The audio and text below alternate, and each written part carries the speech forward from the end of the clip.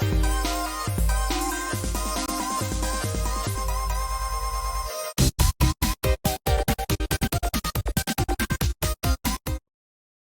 everyone, and welcome to our early comic preview show. My name is Matt.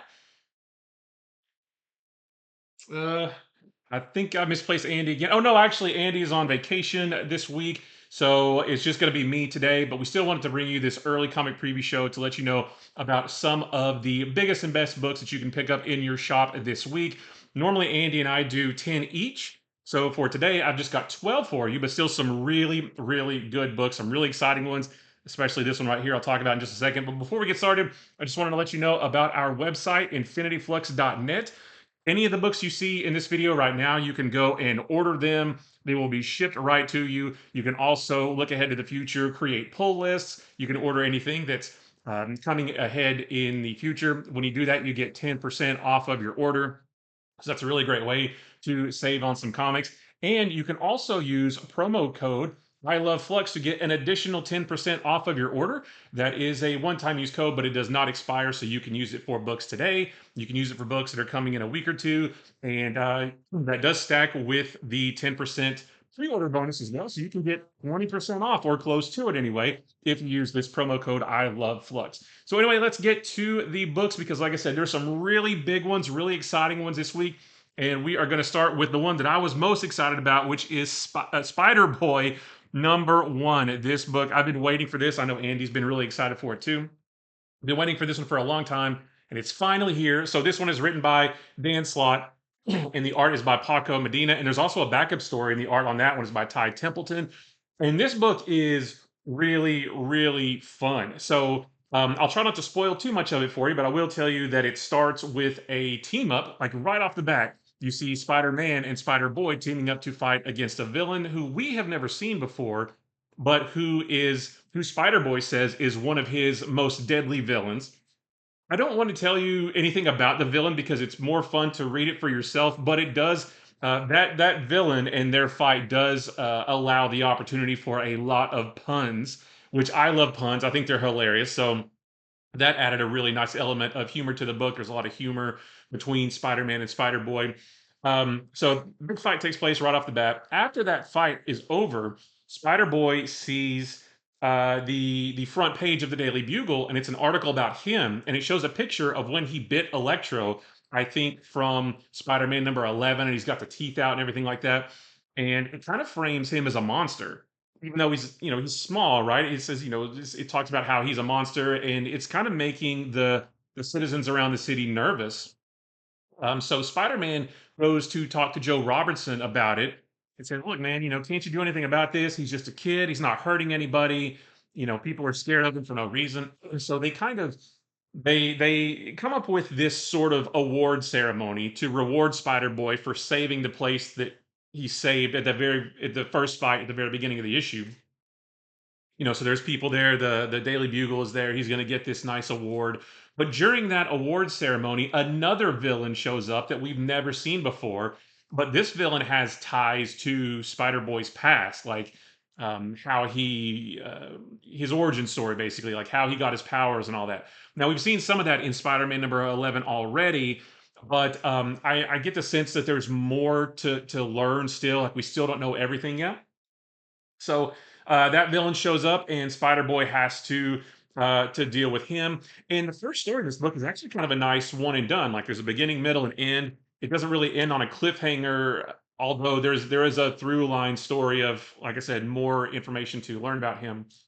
But then there's also a backup story featuring a team up between Spider Boy and Squirrel Girl where they team up to fight another really ridiculous villain. And the story is pretty ridiculous, but it's ridiculous in the best way possible. Like it's just pure fun. It made me laugh. It's funny. There's a lot of jokes in there as well.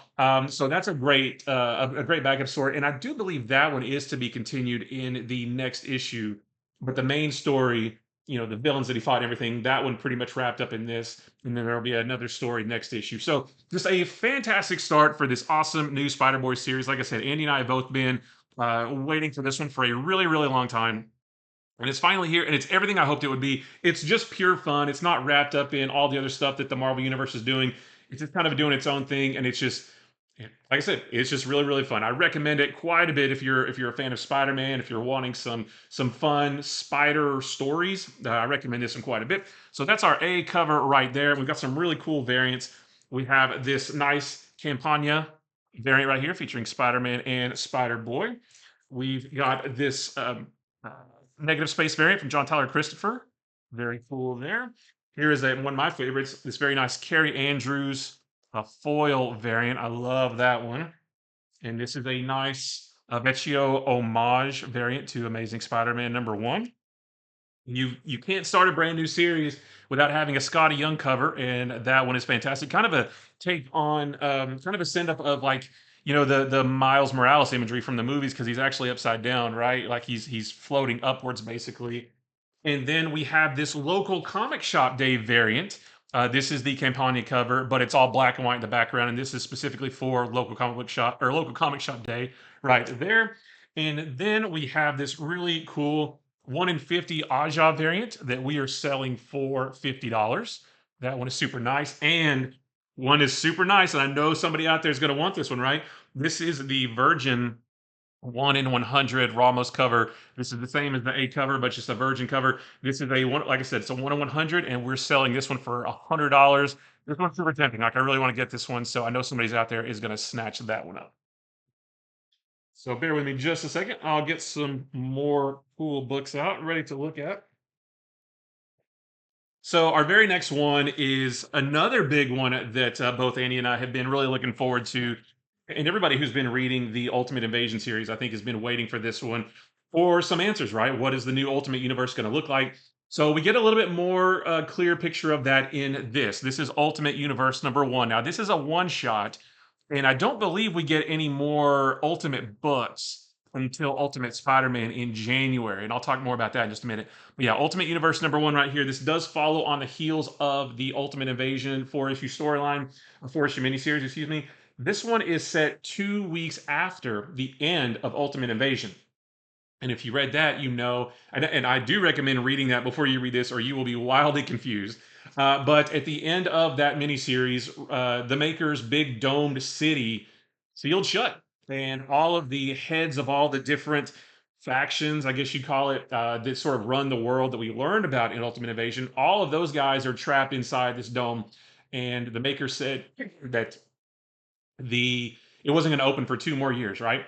So there's a little bit of a window of opportunity here for the Reed Richards of Earth 6160, which is the new Ultimate Universe, and Tony Stark of that world as well. There's a window of opportunity for them to do something. So they have learned what the Maker did, how he shaped this new world to fit the image, his own image, right? Meaning that he prevented the circumstances that created a lot of heroes, right? We saw at the end of Ultimate Invasion #1 that he stopped the spider from biting Peter Parker, and thus no Spider-Man.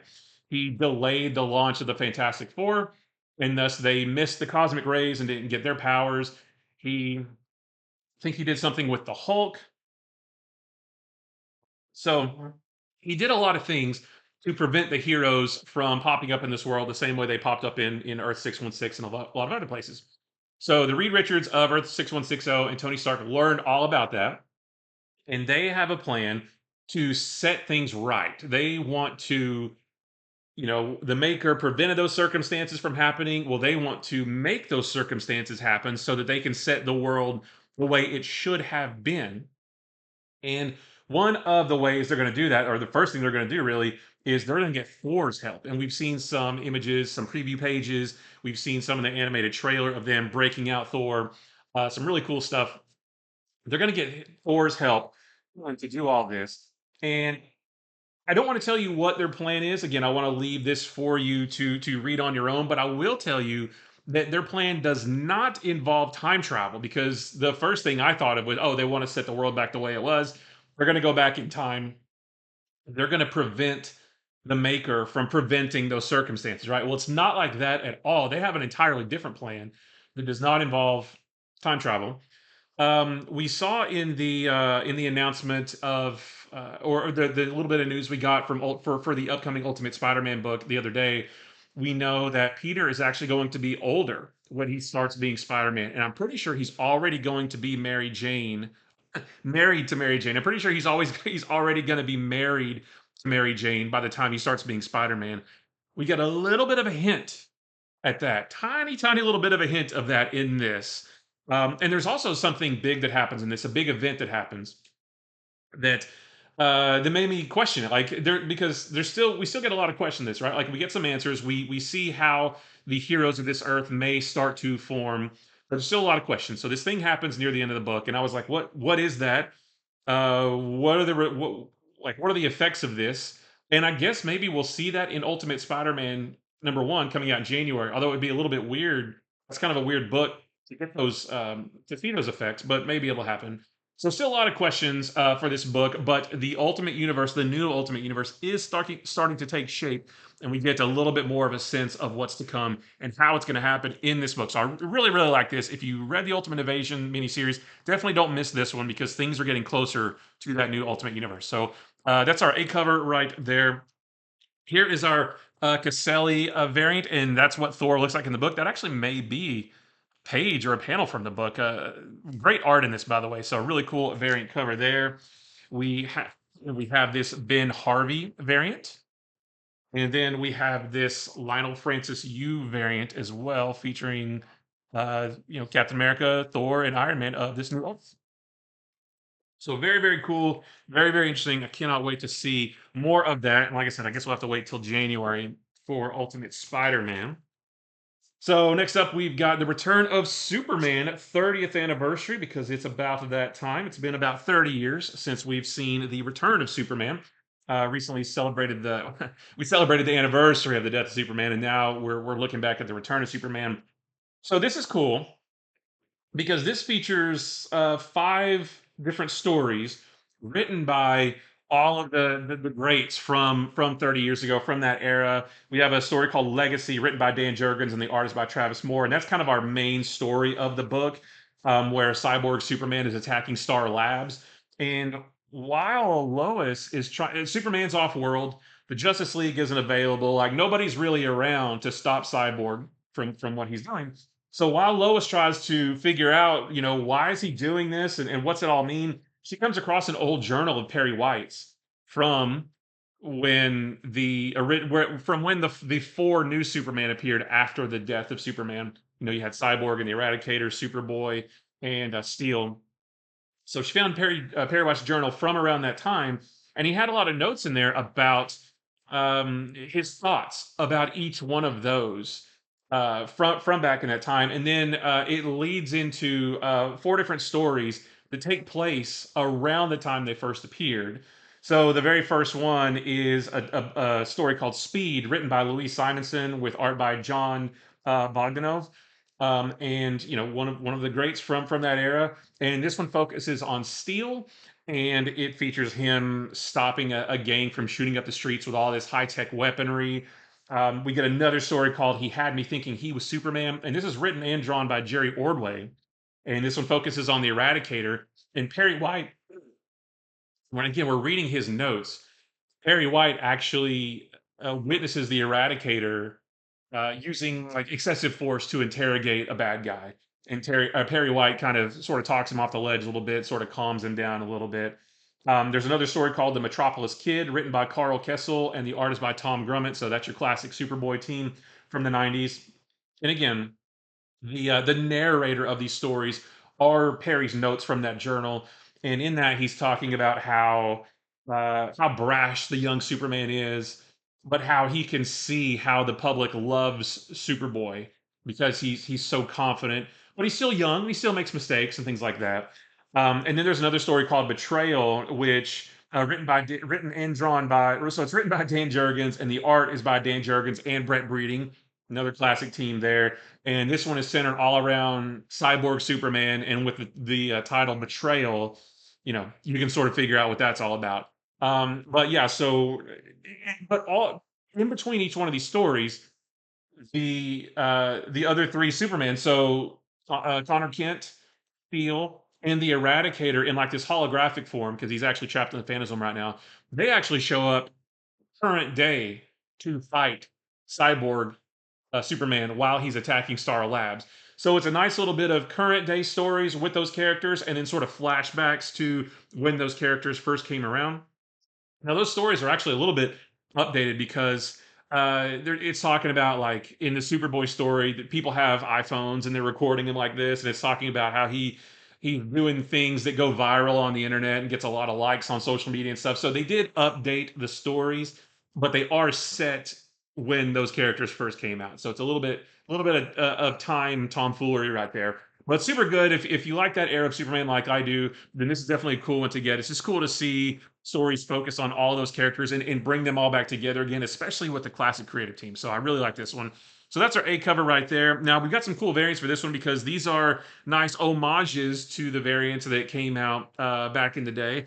So we have these die cut covers, and just like the ones from back in the '90s, this opens, and it's this one I believe is no, not Eradicator. This one is a Superboy, I believe.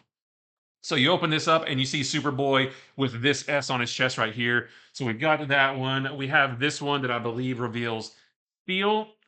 We have this one that reveals, I do believe that one's Cyborg Superman, because you can sort of see it's sort of a little bit shimmery right there. And then there is a green one too that opens up to reveal Eradicator, but I think those have already been allocated to our pull box customers, so we don't have any available like on the shelf. But there's four of these, just like there were back in the day.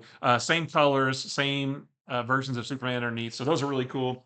We also have this really, really nice Dan Jurgens foil wraparound variant, which is what this is. It's a wraparound. Oops.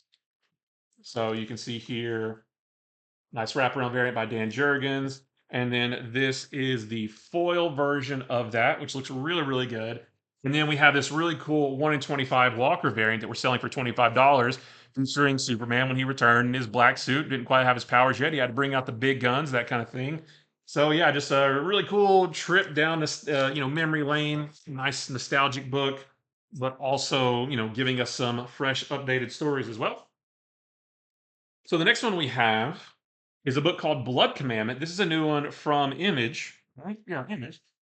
This is written and drawn by Simon Kodransky, and this is really cool. So the first half of this book just seems like it's a simple story about a man named Ezra and his son Will, who are living a simple life, sort of out in a cabin in the woods, kind of off the grid, not all the way off the grid. Like the son still has a phone, but still kind of doing their own thing, mostly staying away from the public. Ezra homeschools Will and that kind of thing, teaches him how to live off the land, hunt for food, and that kind of stuff. So, for the first half, it's like, okay, well, this, it's pretty simple, right? But about halfway through the book, you realize that there's more at play because Ezra and Will go to town for supplies. And before they go into the store, Ezra can see the shopkeeper like through the door, and the camera zooms in on the vein in his neck, and it kind of like bulges out a little bit, and you can sort of see like the blood flow through it a little bit, and Ezra's like looking intently at the vein in this guy's neck, right? So they go in, they order the supplies, and they leave, but as they're driving away, we see a figure standing on top of the building watching them drive away. Near the end of the book, we do learn. Well, we figure, like, it's revealed to us what the mystery of this book is, right? Not all, we don't get all the answers, but we do get, we do realize that there is more to this. We learn more about Ezra. Things do make more sense. It does appear that they are being watched, and Ezra learns about, figures this out, and starts preparing Will to take on anybody who may approach them. So, but I won't tell you, what the gist of it is. Although you can kind of figure it. I gave you a couple little clues, but a really really good book. Like, I was really, the art is really good. It's all, I don't it's all black and white, but with bits of red in there. But it's not really just like black and white. It's almost just like the color's been. It's almost like it's in color, but all the colors used are blacks and whites and grays and that kind of thing. A really cool art style for this. Really good book for the time of year that's going to come out. Of course, Halloween's going to be over by the time it hits store shelves on Wednesday. It's still really good. I like this one quite a bit, and this one is the only cover that we have for this. All right, so next we have White Widow #1, which is a brand new miniseries from Marvel featuring Yelena Belova. This one is written by Sarah Gailey and the art is by Alessandro Miracolo. So at the beginning of the book, White Widow is on a mission. She's about to kill a guy, but then Captain America shows up and stops her, and they have a disagreement. And that actually takes place a few weeks ago. So that whole experience made Yelena decide to move to a small town called Idlehaven and just kind of lead a quiet life. She said she wants to. She's sort of broken away from Natasha. She's broken away from her previous life. She just sort of wants to do her own thing, but she doesn't get too far away from it, right? Because she still works remotely as a consultant for other assassins, telling them how to like efficiently kill someone, how to dispose of the bodies, things like that. We see her at one point. She's on the phone with an assassin while they're on a job, telling her, okay, you need to put two bullets in him just to make sure he's dead, that kind of thing. So she's a consultant. She's a freelance consultant for assassins and killers and things like that. Um, so what's really interesting about this book is she's working on figuring out who she is and how she feels about things. And she has this big board on the wall where she has lists of things that she loves, likes, feels neutral about, dislikes, and hates. And she's got all these lists on there. We also meet her supporting cast of characters, and she has a dog named Bent Clarton, which is great. So one day she sees that a coffee shop in town that she likes has been bought out by a large corporation named Armament, and they've been buying up small businesses all around town. And so she goes to talk to one of her neighbors about it, a woman named Zelda who owns a candy store. And hey, what's going on here? Why is the coffee shop gone? So Zelda tells her all about Armament buying up all the places, and we see that or while she's in there talking to Zelda, an assassin breaks in, like jumps through the window of the candy store, and starts smashing up the place. And of course, there's a big fight. And then later we learn that Armament may actually have big plans for this small town. And White Widow, I guess she's not going to get the quiet life that she wanted, right? She's going to have to figure out a little bit more about this corporation. What do they want with the town she's in? That kind of thing. Really, really fun. I really like the art in this. Yelena in this is written how Yelena is written in the movies, which is kind of fun. Like it's fun and funny and that kind of thing. So I recommend this. I like this one quite a bit. So we have our A cover right there. We got some cool variants for this. This is our local comic shop day variant, which is the from David Marquez, which is sort of the black and white version of this, except for Yelena in full color right there. We have this Knight's End variant, really nice there. We have a couple of nice ones. This is the Lyrics variant, and then this is the really cool Art Germ variant. And then we have a 1 in 25 Adam Hughes cover that we're selling for $25. Very cool there. So, not to stray too far from the super books, we have this Supergirl Special. And this is a one shot featuring Supergirl, as you may have mentioned. It's a good character piece for Supergirl. It's written by Mariko Tamaki, the artist by Skylar Patridge. So Supergirl is kind of struggling to find where her place is in the super family, especially now that Power Girl's around and they're like they're alternate Earth versions of the same person, basically. Um, she sees Otho and Osul, who are the super twins from Warworld, and they ask her what Krypton was like when she was there, and she realizes, I don't know, I just had a normal teenage life. I didn't really do anything while I was there. Didn't do anything special anyway. And she that sort of sends her on this road of I don't really know who I am and where I fit and all that kind of stuff. So she ends up talking to Lois, and she says that she's always felt like she's one step behind. She thinks about a race that she ran while she lived on Krypton, and she was about to win it, but then she tripped, and the person behind her came and zoomed right past her and won. She thinks about how she was sent away from Krypton to come to Earth to fulfill her destiny. But by the time she got to Earth, Kal-El was already there, already grown up, and was already Superman. So, in a sense, he beat her to that as well. And she just sort of feels like she's behind on everything, right? There's a great moment with her and Power Girl. They've been a little bit at odds with each other throughout the course of the various Superman books and the Power Girl book and things like that. So they have a nice moment where they kind of bond a little bit. So it's just a good character piece, like I said, of Supergirl. If you're a fan of Supergirl, definitely don't miss this. But it's fun. I really like this one quite a bit. There's our A cover right there. We have some cool variants for this as well. We have this Frank Show variant.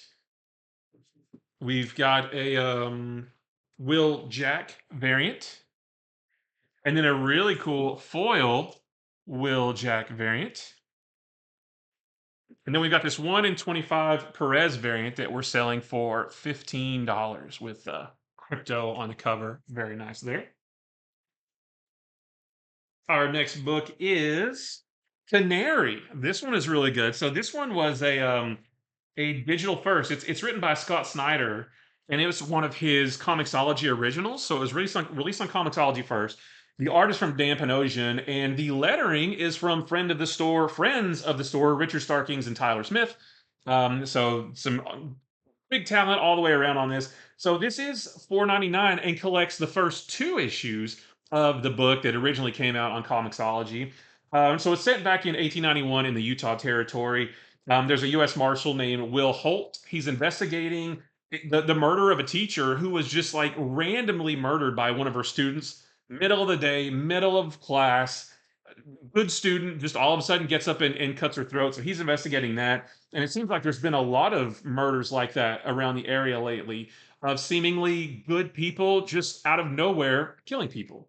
So there's something at play here. So there is he meets up with a geologist named Edison Edwards, who has a theory that he has a theory as to what may be causing all this. All the waterways in the surrounding areas where all these murders take place, they all meet up under an old copper mine that collapsed years ago in a town called Canary. So Marshall Holt is instructed to go there, to investigate, but he doesn't want to because he's been there before and he experienced something pretty terrible. I think it was about 12 years prior, or maybe 10 years prior, something like that.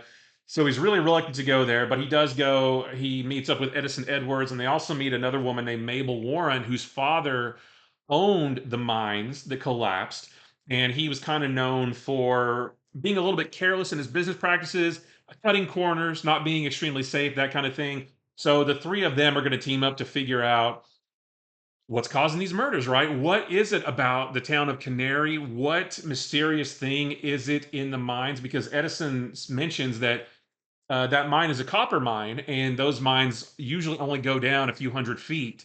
But this mine in particular goes down 4,000 feet. So why was it cut so deep?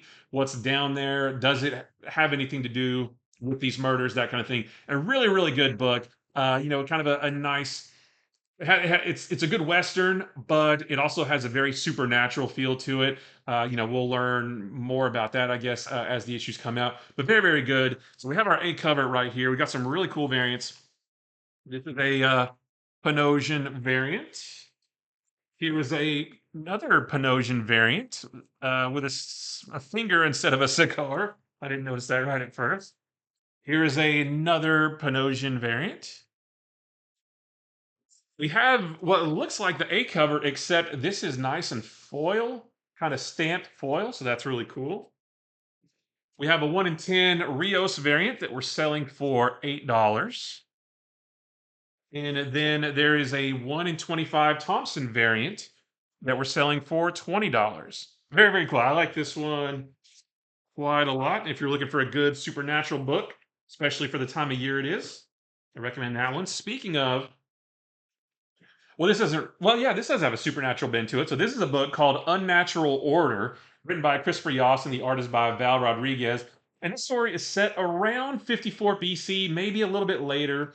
There's a druid with seemingly limitless power. His name is Iodok, and he rules the land with this limitless power that he seems to have. He leaves death and destruction in his wake.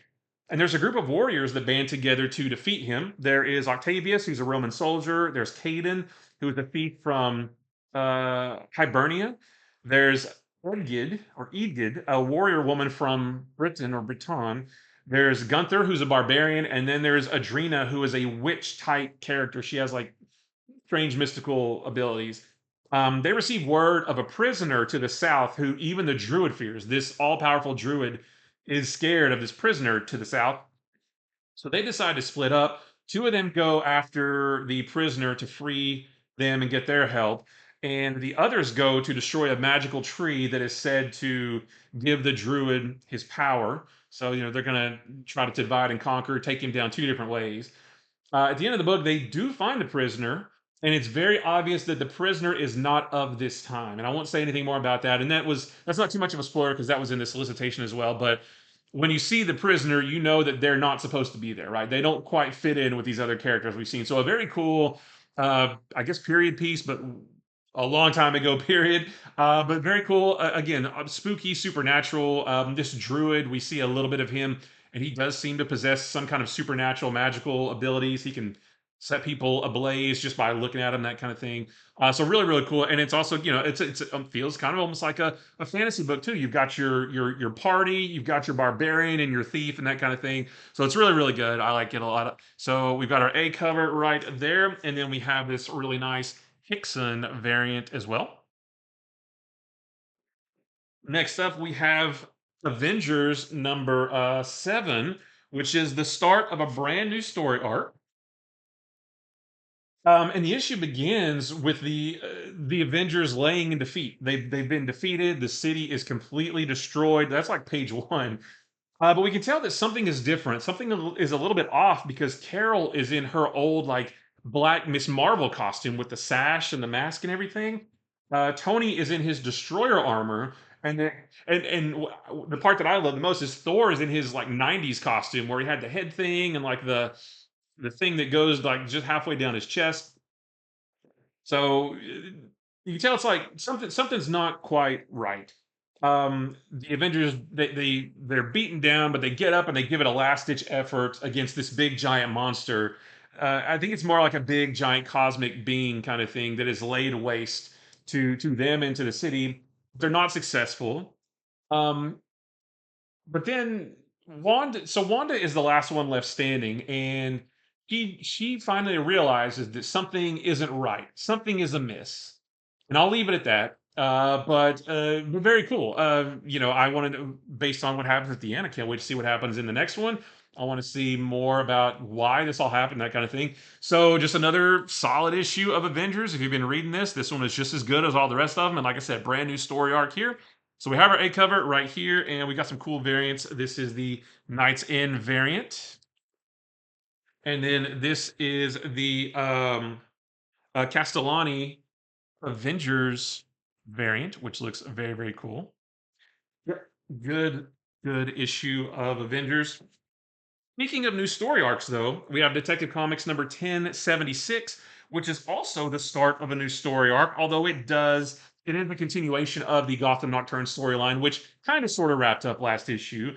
Um, the story arc is called Batman Outlaw, and after the events of last issue, at the end of Gotham Nocturne, we know that Batman's been possessed by an Asthma demon, and he's been captured by the Orgums, and they've locked him up beneath the old Arkham ruins. That's where they've got him chained up. They have sentenced him to hang in 3 days, like old school, like string him up, all that stuff, because they say that the people of Gotham, who they are kind of sort of controlling, they need to see their symbol be destroyed. Basically, that's why they're going to do this big public hanging kind of thing. But a member of the Organs leaks that information to Catwoman, who then sets out to cobble together sort of a ragtag group of allies because Batman is sort of separated for this. This does kind of sort of reference the Gotham War a little bit, which we'll talk about in a second. But Catwoman's relationship with Batman is a little bit strained. She knows that she can't go to. Well, she doesn't really say it, but she doesn't go to Nightwing or Robin or anything like that. She goes to some other allies instead, but some reluctant allies to try to save Batman. They have a plan to break him out. So really, really interesting. The art by Jason Sean Alexander is really cool too. So yeah, a good start to a brand new story arc for Detective Comics. We have our A cover right there. We have this really cool. Oh, this is from Jason Sean Alexander. That's your interior artist. We have this Christopher Mitten variant, and we have this 1 in 25 Liam Sharp variant that we're selling for $15.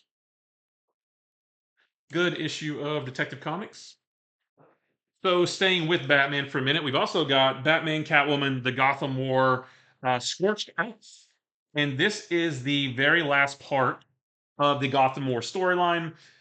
I can't say too much about this without spoiling it because it is the finale of this big story they've been telling. But I will say that it has moved well beyond the original premise of um, Selena hiring a bunch of henchmen to be thieves and that kind of thing. It moves well beyond that to where there's a whole other villain. If you've been reading it, you know who that is. But Batman even acknowledges that hey, we've been fighting amongst ourselves, but we got bigger fish to fry. We need to put aside our differences and go deal with this. But also the rogues, Batman's rogues, are causing chaos in the streets of Gotham. So Batman says, "I'm going to go deal with this other one bad guy. You guys go deal with all the rogues." So they sort of split up, try to divide and conquer. I won't really say anything else more than that because, like I said, I don't want to spoil the finale of this. But what I will say is, I'm most interested in seeing what is next for Batman and Catwoman and the Red Hood. Those three seem like they've had the biggest sort of changes, I guess, or the most they're the most affected by what's happened in this story. So can't wait to see what happens there. But just if you've been reading the Gotham War, don't miss this. This is the last part of the whole thing. So we have our A cover right there. We have this really cool Adam Hughes variant. Looks like they're going on some kind of joyride. We have this Kendrick Lim Catwoman foil variant, which looks really good. We have a 1 in 25 LaRocca variant that we're selling for $10. And then we have a 1 in 50 Bianchi variant that we're selling for $25. And then last up for today is Venom number 27. Black Widow in her symbiote, just called Widow right there. So in this one, the organization No Name, they have kidnapped Bran Waters, who is Toxin's host. They're trying to force his father, who is an Alchemax executive, to reveal some files that prove all the wrongdoing that Alchemax did a while back. Venom and Widow search for Bran, but they don't know where he is, and he's been separated from the Toxin symbiote, so they can't really, interface with that at all.